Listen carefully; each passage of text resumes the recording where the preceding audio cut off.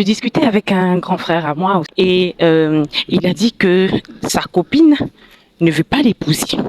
Moi, ah, mais tu es déjà marié? Il dit non, je suis marié, certes, mais tu sais qu'avec madame, ça ne va pas bien et tout. Donc, il a demandé sa copine en mariage et sa copine a refusé.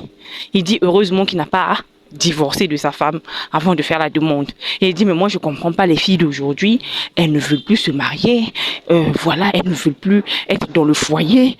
Comment moi, je lui dis que je vais chasser ma femme pour qu'elle puisse m'épouser et elle refuse. Moi, c'est là maintenant que je lui explique que, écoute, grand frère, beaucoup de femmes ont compris que être dans un foyer, c'est une vraie arnaque. Oh, comment tu peux dire ça? Toi-même, tu es marié, moi. Et les femmes qui sont mariées avec des hommes posés, tranquilles, qui ne constituent pas une charge mentale accrue pour elles, là, elles ne sont pas nombreuses. Hein. La plupart des hommes sont vraiment difficiles à vivre. La plupart des foyers, c'est le calvaire. D'ailleurs, même quand on se lève pour aller se marier, là, on nous répète ça, non? Les mamans nous répètent ça, oui, ma fille, il faut être forte. Le foyer, c'est le cardio. Ma fille, faut tenir bon, il faut avoir grand cœur. Donc, on nous prépare déjà un certain calvaire, au fait. Donc, ta go, elle a vu ça. Et puis, en plus de ça, tu tombes ta femme avec elle. Tu penses qu'elle va accepter de t'épouser. Oh, mais comment? L'homme a droit à plusieurs femmes. Il dit oui, mais est-ce qu'elle veut vivre dans la polygamie? Est-ce qu'elle veut vivre ça? Elle veut bouffer ton argent calmement.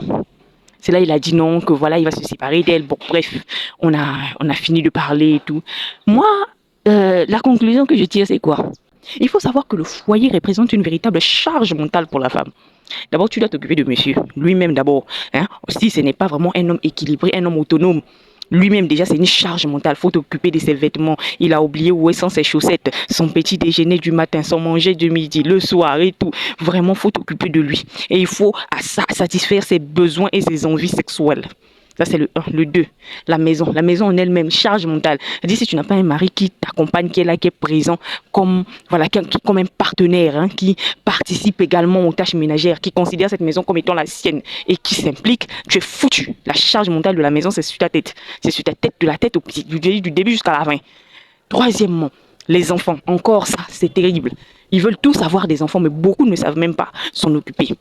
Donc ça déjà c'est un lourd poids et on badine pas avec. Voilà pourquoi on ne peut pas faire des enfants avec n'importe qui. Et on prend avec ça la belle famille. Vous-même vous connaissez nos familles africaines. Dès que tu te maries, on dirait que tu es là pour quémander l'amour de tout le monde. Tout le monde veut forcément que tu fasses une preuve pour pouvoir t'accepter dans la famille. Voilà. Donc la belle famille est là comme ça pour te foutre une pression accrue, pour te foutre une charge mentale insoutenable.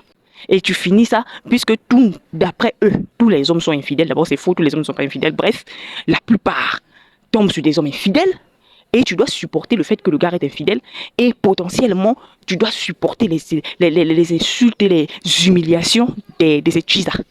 Donc, vous voyez un peu la dinguerie d'être dans un foyer. Vous voyez le foyer. Vous voyez, non? Ce qu'une femme subit dans le foyer. Et peut-être le seul avantage qu'elle a, c'est le regard de la société, le fait qu'elle porte une alliance, lui confère un certain respect. Mais je dis entre guillemets, c'est pas un total respect.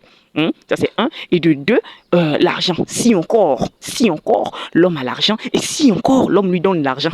Et si encore, la somme est conséquente. Oui, parce que nous savons ce qui se passe dans nos foyers. Voilà. Maintenant, regardez, la chisa, elle est dehors. Pas de charge mentale liée à la gestion du monsieur. Pas de charge mentale liée à la gestion des enfants. Pas de charge mentale liée à la gestion de la maison. Pas de charge mentale liée à la gestion de la belle famille. Elle n'a pas la pression, voilà, des chisas ou peut-être de quoi dehors.